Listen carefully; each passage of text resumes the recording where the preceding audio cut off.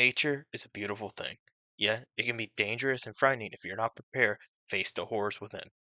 Today, we tackle the most terrifying breathing organism on this planet, teenagers.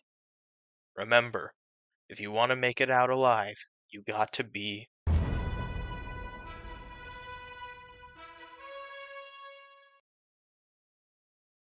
Specifically, we're discussing how to maintain engagement and retention among the youth. To understand such strange creatures, we must first examine a few fundamental concepts, which we will be going over in the next 5 quick chapters. Our goal is not to compromise our teaching, but rather to encourage listening and collaboration without fighting tooth and nail. Teens typically begin to lose respect for those above them because they respect kids who don't respect authority.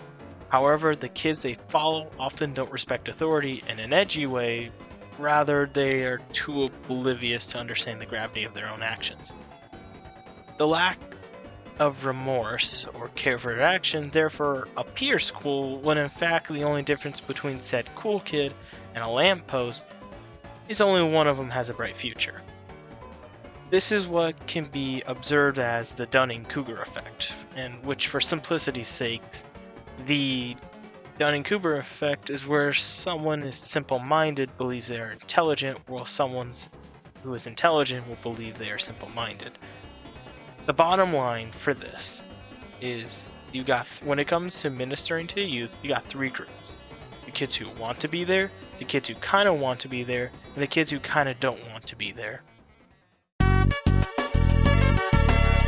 Before we begin, regardless of the kind of child they are, understanding who they are on a personal level is a fundamental to understanding the rest of this assessment. That out of the way, the kids who want to be there is nothing more that you need to do.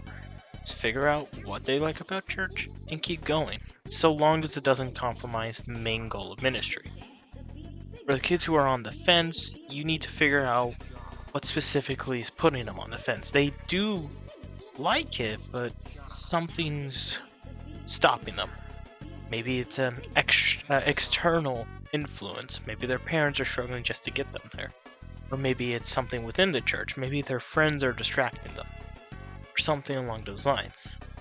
It's up to you to figure that out. As for the last one, for the kids who kind of don't want to be there, it gets more complicated. But the way to identify them is mainly if they are bored during the sermons, disrupt during the sermons, distract themselves or those around them during the sermons, or so on.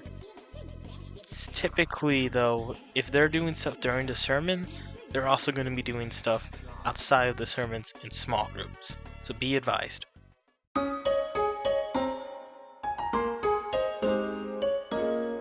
Alright. I'm not going to explain how humor works, but for the sake of this, I'm going to explain why kids think brain rot is funny to begin with. So brain rot is the humor that stems from Gen Alpha, where before, with Gen Z, it originated, the concept of humor were quick mini segments which originated from an app called Vine. The entire point of brain rot is its randomness. It's so random, it lacks any form of norm. And because of that, it's so far removed from anything that kids just can't help but laugh. It's the randomness, in a sense. And the reason we see it so prominent is because kids see this all the time, hundreds of times, and thus repeat the joke hundreds of times in return. That being said, should we be putting this kind of humor in your sermons? No, please don't. I think it's okay to be referencing pop culture, video game, anime, that kind of jazz, but your main problem is the quote unquote cool kids, and if you reference that stuff too easily, you will make them feel cringe, and thus you'll lose more of the audience. Though, that being said, in one on one conversations in small groups, you can kind of bypass that idiocracy because 9 times out of 10, a kid will take appearing lame in exchange that they can be honest with you. And that's a pretty powerful thing.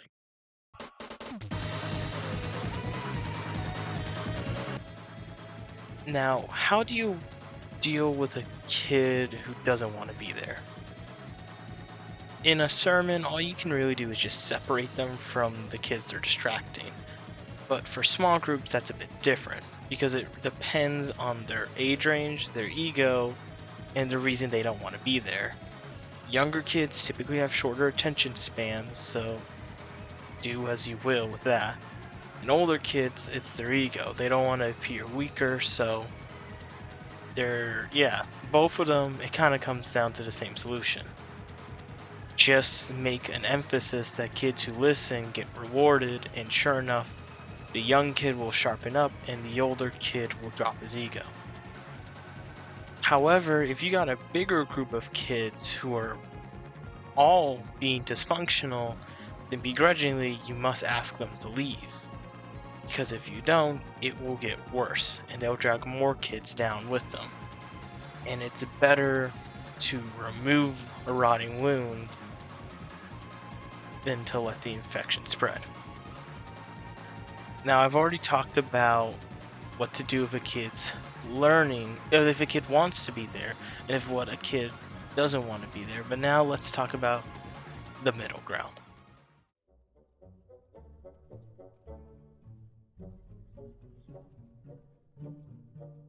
All right, so back when I was in about sixth grade, I was on a camp retreat with my church, and my mom was actually one of our youth pastors. And I was hanging out with this group of girls and a couple of my buddies, and we were having this big event the same night called Pitch Black Attack, where a bunch of the small groups go and hide around camp, and other groups go and try to find them. Well, everyone started playing, and we thought, let's just join in and go hide, right?